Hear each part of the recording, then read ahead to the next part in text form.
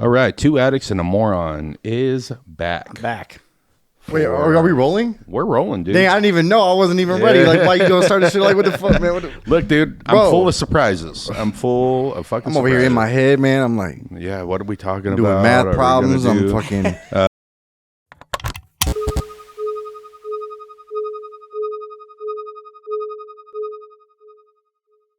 We're super nervous because we have no guests. Look at it. Look, I mean, it's just the three of us again, boys. It's been a long Just the time. three It's of us. been. Shouldn't have left you. I know, man. It's just the It hasn't been a old minute. school episode. Old school. I miss you guys. I really do. know. I miss you guys. I we fuck y'all been, man. You know what? Right here, just with the fourth person that we I got know. to It's focus like, our attention to. yeah, and I like And- when we have a guest here, I don't even know y'all. Yeah, I'm playing. yeah. I mean, Who are you?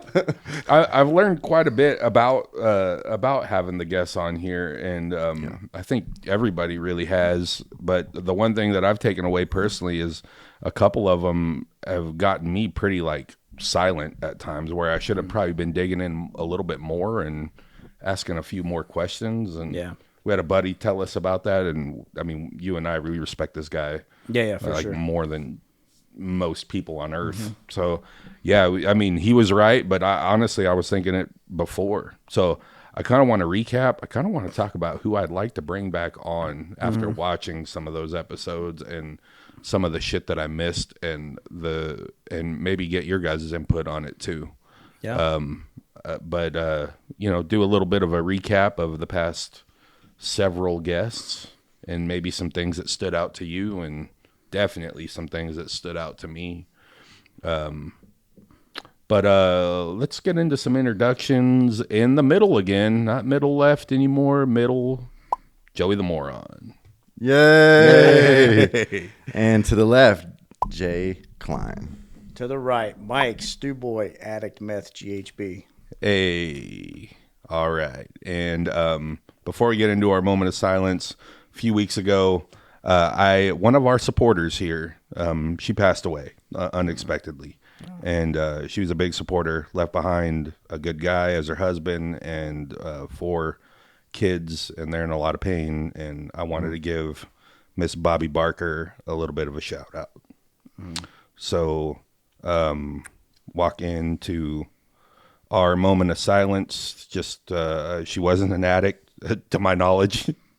She would laugh if I said that. But I do want to just take a moment to realize and focus on one of our supporters who we lost. It was a bummer, super bummer, still is, and always will be. So, Jay Klein, you want to take us into our tradition here? Yeah.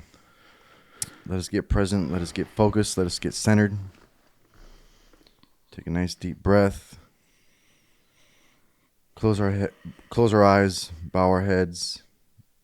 Let us think about the addict that's still out there suffering, the family members and friends that are struggling and suffering with them, anyone that we've lost, and of course, always remember the addict that could not be here with us today.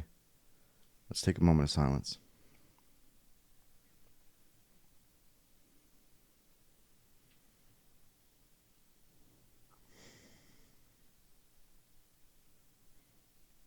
Thank you. All right. And just like that, I kind of want to start with number one, with the guy that I want to have back on here. I felt like I missed a couple of different marks with him, and mainly it was because I was just kind of in awe of his story. His story was a lot different than most others because he was involved in dealing, but it was Jacob. Jacob D. I mean, that prison, and then getting out of prison because he was giving back, kind of God working in his life to keep him out of prison because they recognized the good he could do. Yeah. But just the wild, I mean, he had so much more to tell, and you could tell that he shared his story a lot, and I just kind of let him run downhill with it, and it was great. I'm not taking anything away from it, but I just had so much more to ask him. Oh, yeah. and sometimes you learn that as you watch an episode back. You know, you kind of see something like that, and I'm always trying to get better at this. I've never done anything like this before, so it's but one thing that I want to focus on with him, we actually talked about it briefly afterwards, was I mean his involvement in the families when they're going into his facility. You know, like he says that he doesn't even really much talk to the addict. He's like, I know where you're at. You know, I need to know where your family is, whether that's a husband or a wife or a mom or dad or whatever. Like, I just think that was something that I would really like to hear a lot more on, because I said more on. A lot more. Yeah, a lot of more on. So I just, I really feel the responsibility. We touch a lot on addicts here, and the families of addicts, I think, are suffering every bit as much, maybe more, maybe even more so than the addict themselves. And we are two addicts and a moron, right? And there's a lot of people out there who you're not morons. I'm not a moron, but I am in this, and that's the premise of this, and the side of things that I feel like we could touch on a lot more. Yeah, I agree with you on that. That's I think I know when we were talking to him, like afterwards. Yeah, like right afterwards. Like right afterwards. We try to keep this with us three about 45, 50 minutes. Yeah. When we have a guest, an hour to an hour and a half, and we were pushing an hour and a half on him, and we could have. There's been a few of them where we could have just kept going. I think all of them. Yeah, I mean every we single one of them, man. Going. Like, and I know these things are a little long, especially when we have a guest, but we want to honor them. Like, we want to honor their story. For sure. And, you know, these people are coming on here and getting incredibly vulnerable, Mm-hmm. just like you guys have week after week, right? Yeah. But having somebody new come in, and just so you know, outside of Rachel and Creechy, you know, those two are used to a stage and platforms, obviously, and getting out there. But outside of that, these people have never done anything like this before. Yeah. So we get them in front of this camera, and they are insanely nervous. And they've all knocked it out of the park. Yeah, they really have, man. You can tell, like, the first 10 minutes, it's and then once they get into it, it's smooth sailing. And you know, like every guest that's messaged me, you know, when I usually try to follow up with them, you know, hey, when the episode drops, hey, did you watch it? Yes, I loved it. Yeah. And they always go, you know, I was kind of nervous when I was coming in. I sat down, but like, you guys are so cool, and you guys create such a welcoming and safe and comfortable environment that it makes it that much easier. Yeah, I think we created like the meetings that we go to. You know, it's a safe space for you to say whatever. Yeah. And that's kind of like, I've always thought this was a really, really cool meeting.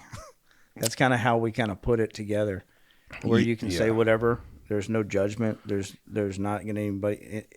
We're not going to say, holy shit, you did that. Like, and there'll be some fucking goofball shit in the middle. I mean, that's kind of what we try to do. We try and balance it with a little bit of levity and a little bit of seriousness, and have that combination between the two.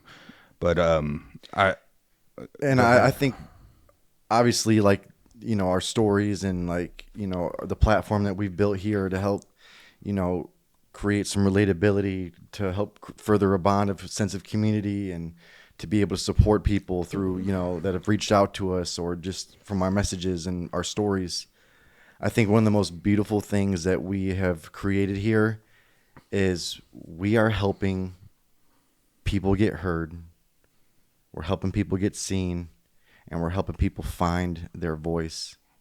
You know, like, you know, again, also outside of Rachel and Critchy, like, you know, those are public figure, those are influencer, whatever. Yeah. You know, it's, for us, it's not just about, you know, how many followers you got. It's, we all got a story, we all got a message, and we want to help you share that. It's about, I mean, number one, it's about the willingness. I mean, there were besides those two, every single one of them, Allie stands out to me. And Allie, that episode was great, but she'd never done anything like this before. And before we have like a little, gathering around where we're chopping it up and talking. Yeah. And she was like, okay, so what are we going to talk about? And I was like, I don't know. And I think that made her really nervous. Just so you know, this is not scripted at all. No, like nothing. The first 3 episodes, I want to give you guys a little peek behind the curtain. First 3 or 4 episodes, I would come in with a notepad and like an outline of what we're gonna do. I was trying to be very organized in it. And what I felt like I found was that you guys in that little chopping it up period got to prepare a little bit for that. Yeah. And I was like, you know what? Next week, we're just gonna hop in here and fucking go, right? And then ever since then, I feel like it got a lot better for sure. And then I applied that. So when Creechy came in, I was like, look, man, I don't know anything about you really. I don't, but I want it all to come out in here, and we're just gonna. And Creechy being who he is, he was like, bet, dude, this sounds fun, But Allie, never doing it before. I told her the same thing, and she just kind of was like, oh my god, like, I was Kat like, either or Sean, Kat, Sean. All of them were. It's funny because I'm sorry, go. No, with Jacob too. Yeah, when I reached out to Allie and said, "Hey, come on the podcast," she told us when she came here. She said, I literally thought about how am I going to tell him no? I don't want to go. Because she was so nervous. Yeah. And then she's like, but then I thought about it and I was like, fuck, I really want to do this. Yeah. Like I really want to get on there and I really want to share my story. And she did great. She killed it. Yeah, all of our guests have killed it. They really have. But I really, Jacob and being with the families, I think that is so important. And we told him that right after that episode, we when gotta you come have back him back on, we're going to talk about the relationship that you build with the families in recovery. Because I know during my addiction, I didn't feel like I was selfish at all. Right. Because I'm only doing this to me. Right. Like, just leave me alone. Let me get high. I'm not fucking hurting anybody. But in my recovery, I realized, like, man, I put my family through a lot of fucking damage. Yeah. Like, I put my friends through a lot of damage. And I think it's so important for addicts that are still out there to understand, like, no, we put people that love us the most, we put them through hell during this addiction. And for the families also to hear a different side of it from someone that's been there and someone that works with families now on how to go through it and how to handle it in a better situation. Because it's not really a question I can really answer either. Right. But he works with them every day. I think that's real important. Yeah. I was in the studio last weekend, and the engineer of the studio, the guy who owns the studio, he's a big fan of the podcast. He's like, I watch y'all every week. Yeah. And he looks at me and goes, bro, I be at work and I have my phone set up on the thing and I'm just listening and watching y'all. He goes, I had no idea y'all was going through that. Mm-hmm. Like we're opening eyes to, like, we're pulling the veil back on, what really goes down and like what we really go through and like the lengths and the struggle and from all angles. Yeah. So, I'm glad you mentioned that because I have friends that were my friends 10 years ago and that I've lost contact with. Yeah. Or that I still stayed in contact, but we weren't as close because we went down different paths. Right. And that watch the podcast now and have reconnected with me now. But they'll send me messages, man, like, I'm sorry. I didn't know that you was going through what you were going through. I'm sorry I wasn't there for you more. And that's what we push out on them. But what I always tell them is there's nothing you could have done for me. Right. Yeah. Like, it's not on you, I promise you. Yeah. Don't feel bad. And for anybody that's watching this, you can't get help unless you're ready, in my opinion. And for the families out there that want to help people, Can't help you them. can't help them until they're ready. And there's not anything that anybody in my family did wrong or my friends did wrong or anything more that they could have done for me Right. until I was ready. Yeah, I had a moment like that here with JB, Yeah. the sponsor here, like me and him. Shout out, JB. Yeah, We got to Shout out. get him on here. Yeah, Fucking so awesome. JB and the same situation as you, right? I just never got as close to him because he wasn't around as much, but he was struggling hard when same time you were and being there. Oh, yeah. And we used to party together. and I would just be ignorant to it. I would, but I knew I loved him to death. So here recently I had a conversation with him, and I was like, man, I'm sorry that I just wasn't as in tune to you, and maybe I could have been an ear, or maybe doing all the things that a friend would do. Yeah. And he said exactly that to me. He was like, brother, he's like, there's nothing that you could have said or done in that moment. He's like, I appreciate you saying it, and I love you to death, but it is what it is, man. Like I had to go through it. It's a unique. It's a very different place to be on that side of like trying to figure out, do I shut off? Do I close off? Do I cut off all contact? Do I love? Do I help as much as possible? And I think what it really just comes down to is just balance, but also like you got to be very careful with how you proceed with help with an addict. Like, because like with me, like if you're gonna help me, I'm gonna fucking take advantage of you.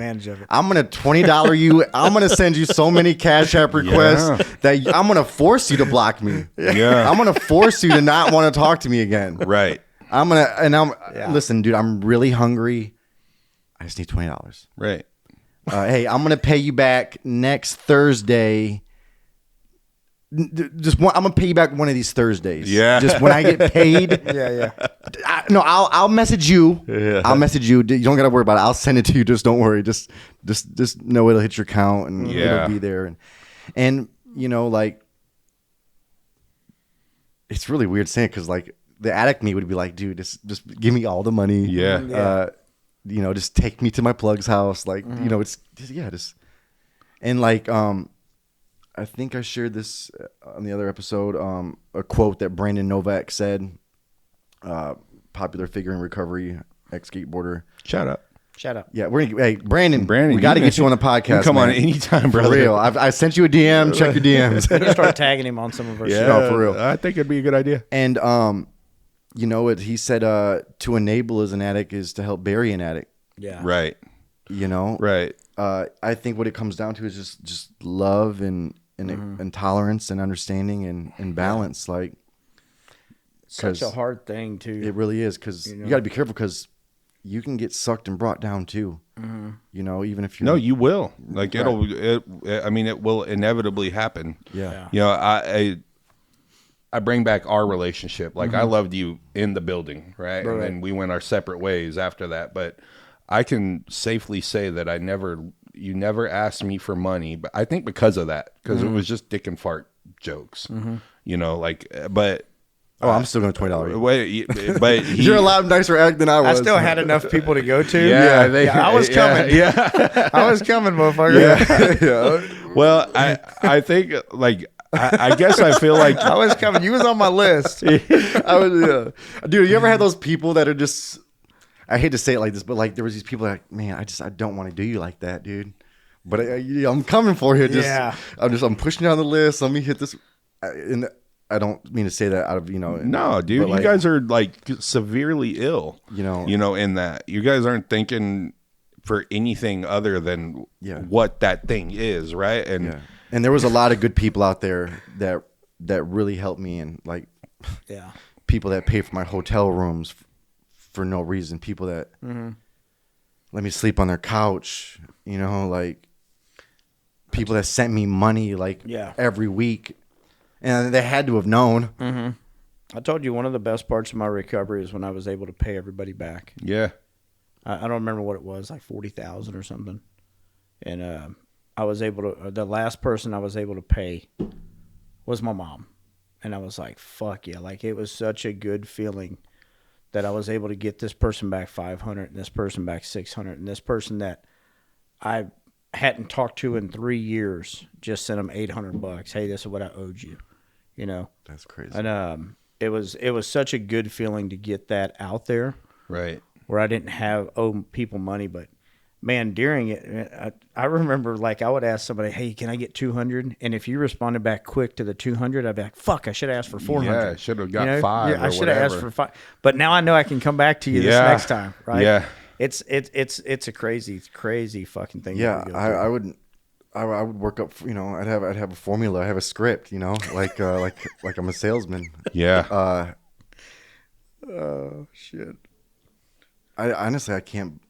I really looking back at it just now. I'm really in shock of how like these people. Yeah, I think. Well, it's like you know I guess from the outside looking in and watching it a little bit now, it's like you have to be there, and you have to love.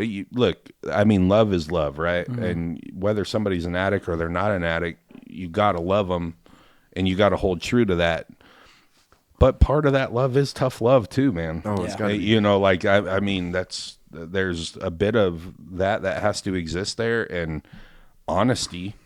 You gotta be honest with this person. Like, yo, I know you're fucking, Yeah. you know, Struggling. this $20 is not gonna help Yeah. you at all. Like, trust me when I tell you that. And Yeah. you might get cussed at or whatever, but you know. That's what I find is like I think you just have to be honest, and you have to be true to yourself. If you're loving an addict, Yeah. you gotta be true to yourself too, because I can only imagine when we get Jacob back on. I really want him to discuss that, but I mean, he made it sound like all he does with the family is he's like, look, I ask him the question how they're doing, and he's like, a lot of times they just unload. It's almost like he's a counselor to him. Yeah. You know, I mean, it's something Kat said was when her dad told her, like, you're gonna die, yeah. and I'm gonna feel sad, but I'm gonna move on from it. Right. And when people mention your name, I'm gonna feel sad, but my life's gonna go on. Unless you go get help, and I'm willing to help you right now, but this is the only time I'm ever gonna help you. Right. And like, I can't imagine as a parent how hard that would be to tell. Like, I couldn't imagine telling my daughter, like, you're going to die Right. and I'm going to move on from it. I'm going to be sad. Like, I couldn't imagine. Like, we always say, like, tough love. But, and I'm an ex-addict. Yeah. And I know I like to think that I know where the boundaries should be. Mm-hmm. But I know if my daughter was ever in that situation, it would be so fucking hard not to try to save her. Even being the Yeah, ex-addict, even being there. probably knowing, everything that we know and we've learned, which is like sometimes you just got to go out there and get your ass kicked. Yeah. Like allowing, That's really the only way. right? But allowing your child, allowing that to happen. Yeah. Like, look. I'm not coming to pick you up. Stay I've where got you're to at. I got to do like it's just I mean the dichotomy in that. Ooh, Dichotomy. I don't know. Yeah, I couldn't imagine. So, I mean, definitely want to have Jacob back on. I mean, back to your point with Sean, that kid blew me away. I keep calling him a kid. He's a more grown man than I am. But you know what I mean? Like, but the fact that it just took his mom, Yeah. like looking him in the face and like meaning what she was saying in that moment, and he was just like, "That's it. I have to get better," Yeah. and for him to actually apply it and do it based off of that, and him saying that, I mean, he might have said the most poignant thing in this whole thing, which is you find your bottom or your bottom finds you. Mm-hmm.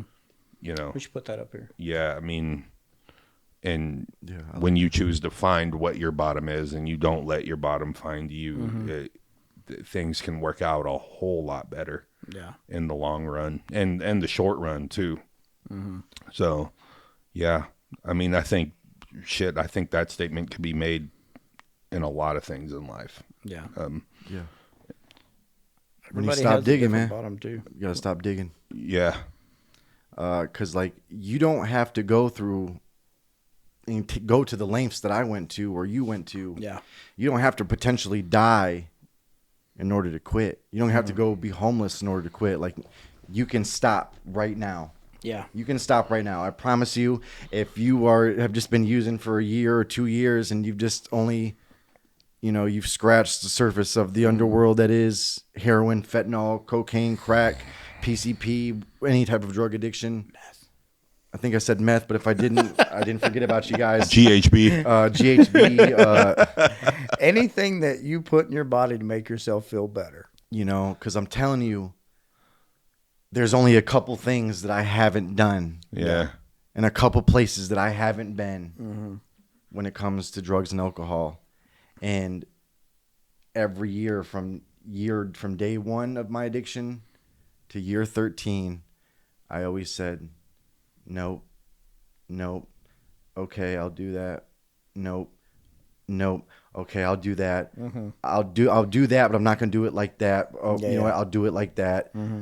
It's not when, it's yet. Yeah. Dot. Because I promise you, it's gonna come. No one avoids the consequences of addiction. Yeah. Yeah, it's like I mean, there's three things that happen, as far as I can tell, when you're a addict and you're in the throes, and it's prison, death, or you figure out that bottom, and then you get and then you dig yourself out of it, right? My mom always used to tell me, and she's an old time AA, you're either gonna get locked up, sobered up, or covered up. Well, I mean, Same thing, but same shit. It's- locked up, sobered up, or covered up. She told me all the time. Locked up. So covered up. like, Wow. and how real is that? it's the realest. That's the realest and shit those ever. are the only options you got. Yeah. Yeah, and being on the outside looking in, sometimes you got to watching all three of those things happen. Probably got to be the most painful fucking trip of all time.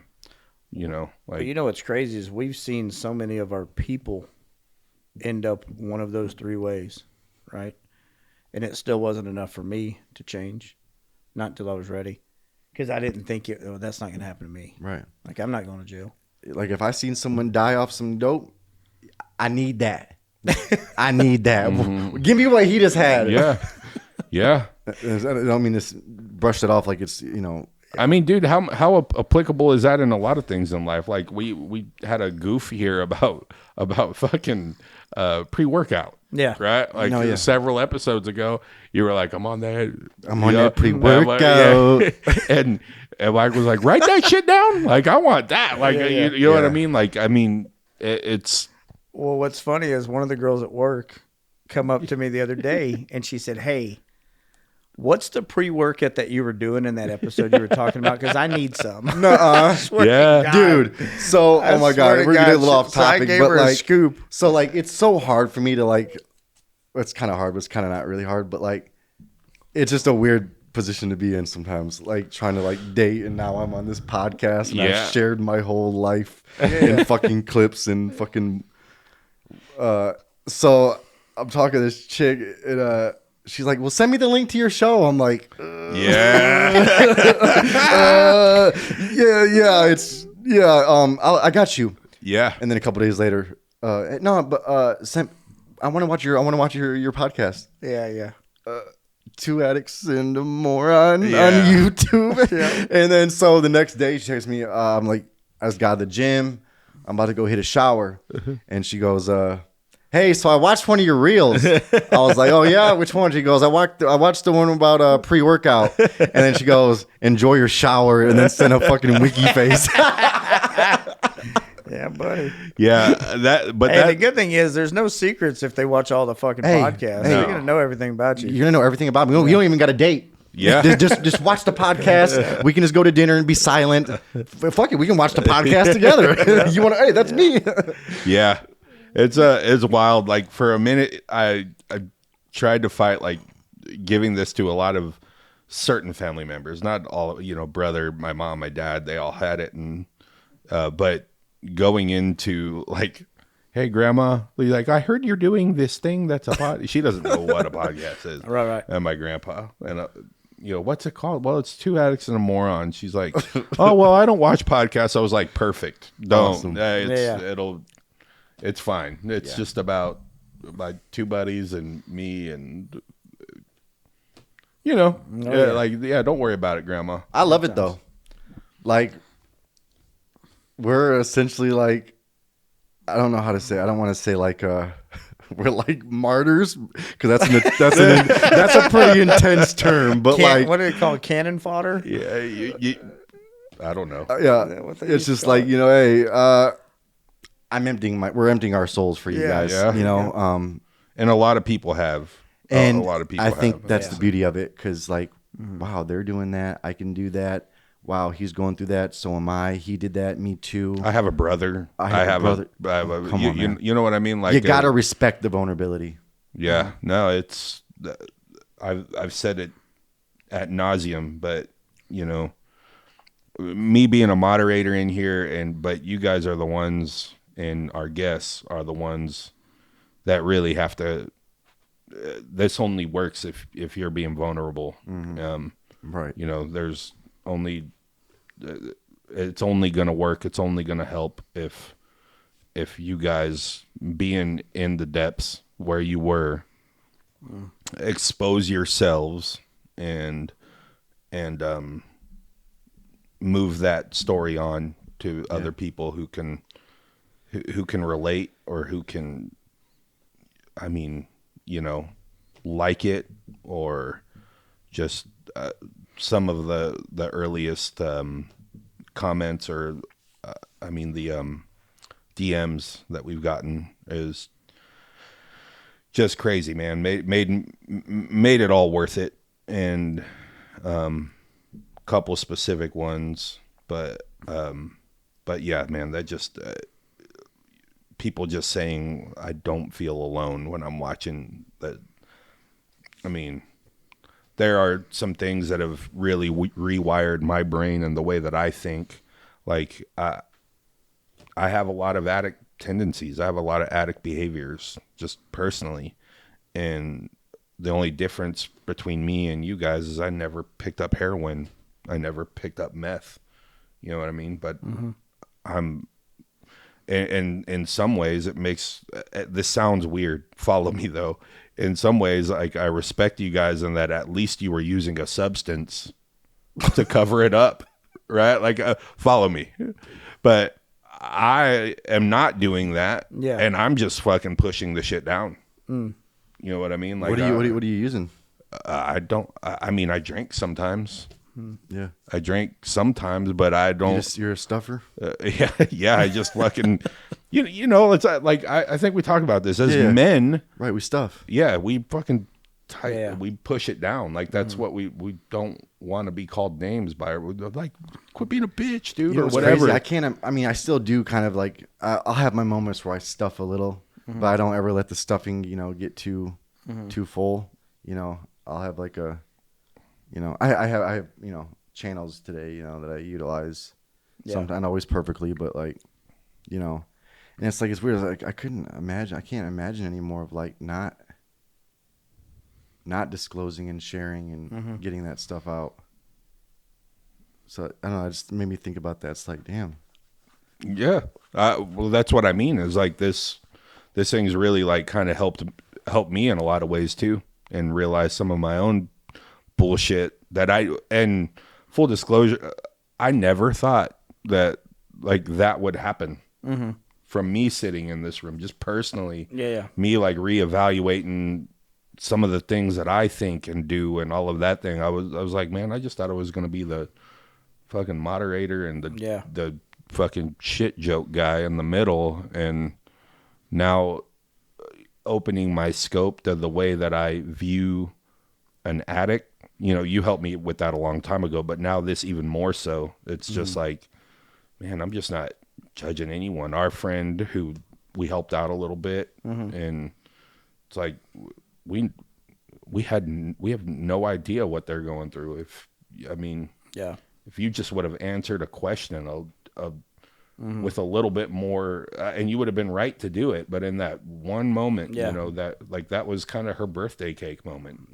with Creechy, and I always like go back to that, like kind of in my real life now. It was like, you know, just kind of break it down by the moment and try not to miss those moments where you can help yourself, you can help somebody else, you can, and all it is just a tweak of your mindset and how you respond to someone it could be the world of difference.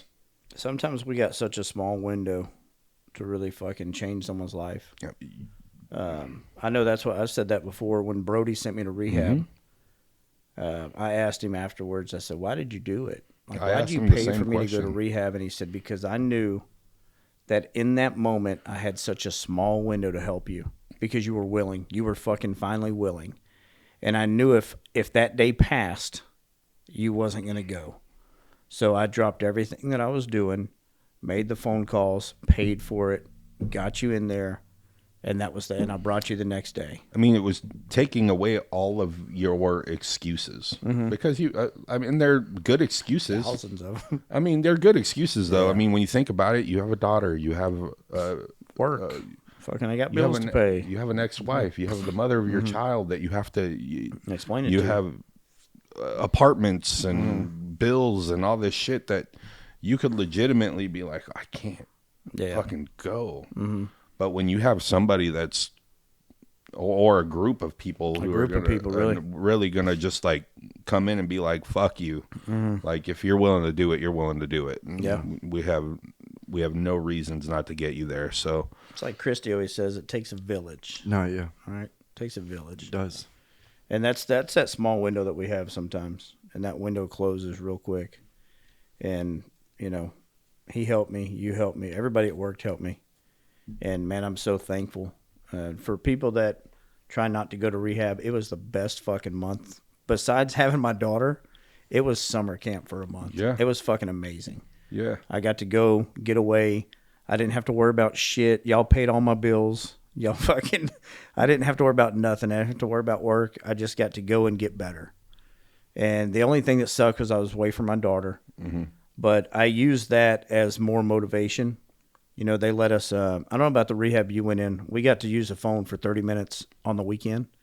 So I got to call her for like 5 minutes. And, man, those phone calls were so, man, I cried every time. Yeah. And I just, all of my texts used to say, remember this feeling when you get back out there and you want to go use, remember what you're going to miss out on. Remember these tears, like we call it cookie jar memories. Right. Stuff it in your cookie jar and pull it out and remember it. And that's what I always do, you know. I always remember the times when I was there, when I would cry, when I fucking missed Kaylin, and but ultimately what I was there for. And it was like, it was the best decision one of the best decisions I've ever made. And I didn't make it kicking. I made it kicking and screaming. I didn't want to go, but not really.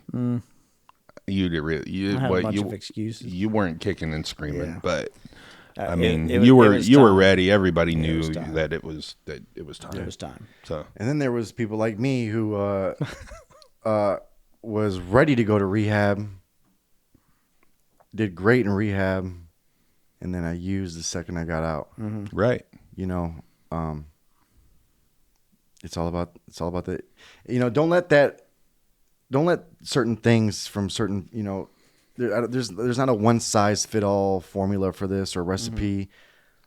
You know, don't let because I couldn't get it right, but Mike did when he went to treatment. You know, don't let that be a deterrent from trying to provide help or offer services or support to somebody. Yeah. Because like I said, we don't know what is going to spur that change. We don't know what is going to be said or done that'll cultivate that. Yeah.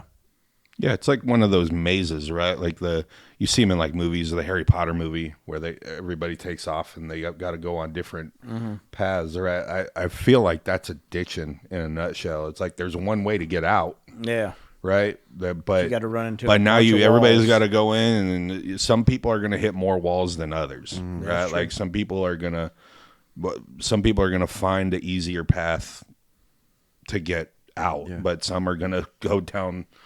We should put a maze tough up on the wall. motherfucker. Yeah. We should have a maze drawn up there. Yeah, and have it say surrender. Fucking surrender. Here's the end spot. Surrender. Make a motherfucker. maze and then Yeah, Joey's maze. because that's ultimately what it is. No, man. that Yeah. you I gotta never surrender. thought about that. Yeah. It's definitely a That's maze. that's a good Yeah. analogy. And some people get there quicker than others. Yeah. Yeah, dude. Hey, Put look that on at a me. shirt. Look Put that at on you, a bro. t-shirt. Fucking put that in a maze. Or New just make merch a drop. maze. New merch drop. Amazed. Yeah, and so on that note, I do want to talk. I want to do some a little bit of shameless plugging here. We got some merchandise coming very, very soon, very soon, and we'll let you know the websites and all of that stuff where to get it. But I think, We're getting a website? yeah, Okay. yeah, dude. Sometimes I'm the moron. We're getting a shot, baby.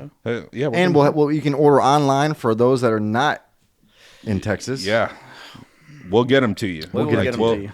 We'll get it figured out. But these shirts that you see here that we're all wearing, this is the official logo of Two Addicts and a Moron.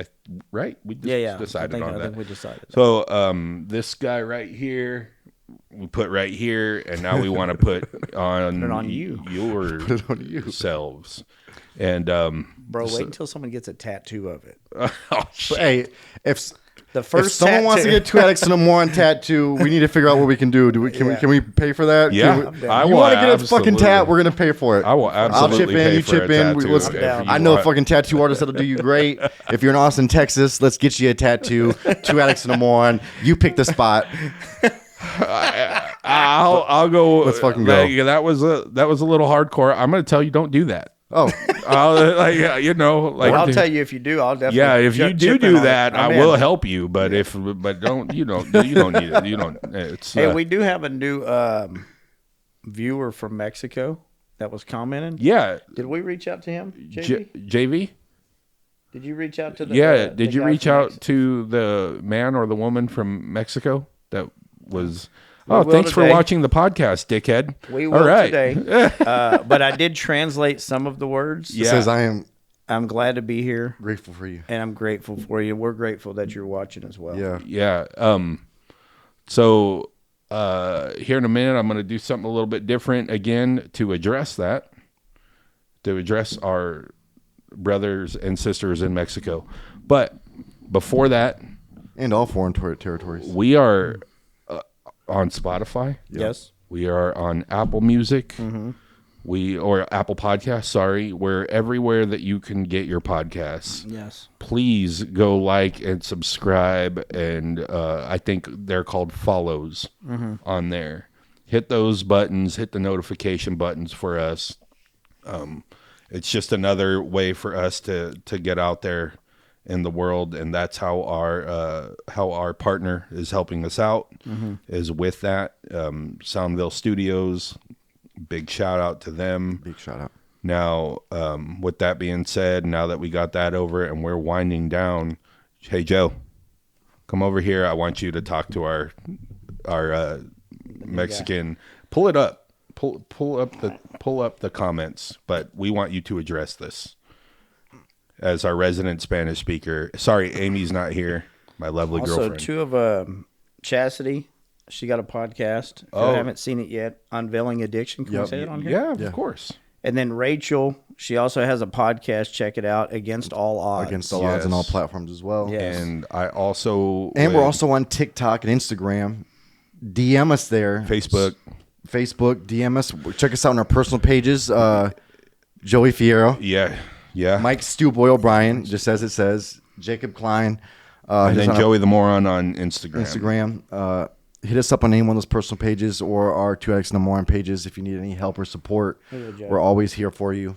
And I would like to say to our other guests that don't have podcasts, thank you so much for coming on. Thank you for coming on, and also it might be something that you want to think about doing. There's plenty of room in this arena for all of you guys. You guys have amazing stories, and I really hope and think that you coming on here might have sparked something for you to keep helping and spreading the word in any capacity. She's very grateful. Come over here on camera, Joe. Come over here. Come on, get man. over here, Joe. Come on, Joe. Joe. Ladies and gentlemen, JV. Yay! The brains to the operation here. Probably won't be able to see And me. he actually he's a Spanish speaker, and I just want to address our fucking, and he's also somebody our cameraman who and commented, director. and I'm too stupid to read it, so I want JV to. She says her name. I don't think I'm allowed to say that. Yeah, that's fine. She's from Uruapan, Michoacan. I think it should be a part of Mexico. Michoacan should be part of Mexico. Yeah, it is. And she's waiting for a gift, and she's very grateful for y'all.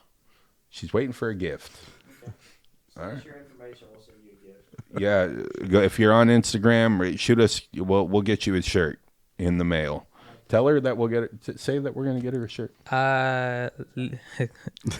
Lina Montelongo Aguilar de Michoacán, le vamos a mandar un regalo. Nomás mandamos su contacto de Instagram y ahí le mandamos algo. Gracias. And with that being said, Thank you, brother. Thank you for coming on. Thank you, JV. And, helping JV. If y'all see him out in public, say hi to him. Yeah. He gets very embarrassed. He's so Stop, nervous. stop for a picture too with him. JV is a behind the camera guy, not an in front of the camera guy, but we love getting him in front of stuff and making him just a little uncomfortable. So He's sweating. yeah, he's all red right now and shit. Yeah. So great. All right. Well, with that being said, thank you folks for watching. Keep liking, subscribing, following, all of the things. 2 Addicts and a Moron, episode 23. We're out. Deuces. Holla. Is it Vente?